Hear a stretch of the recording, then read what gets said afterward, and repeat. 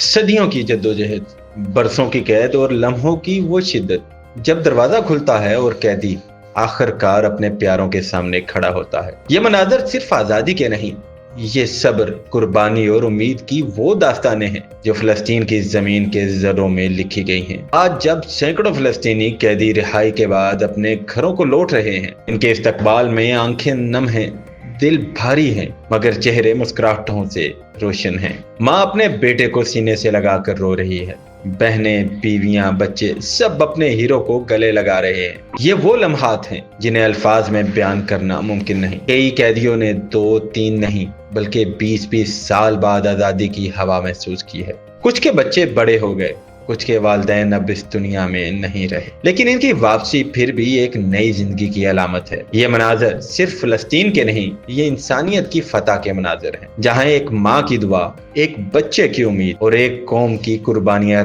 رنگ لا رہی ہیں۔ آج غزہ، رام اللہ، نابلس، بیت المقدس کی گلیوں میں خوشی، آنسو اور تکبیر کی صدائیں ایک ساتھ گونج رہی ہیں۔ یہ رہائی صرف جسموں کی آزادی نہیں، یہ حوصلے، ایمان اور عزم کی جیت ہے۔ اور دنیا یہ دیکھ رہی ہے کہ فلسطینی قیدی جب اپنے گھروں کو لوٹتے ہیں تو وہ صرف دروازہ نہیں کھولتے، وہ اپنی پوری قوم کے خواب کو زندہ کرتے ہیں۔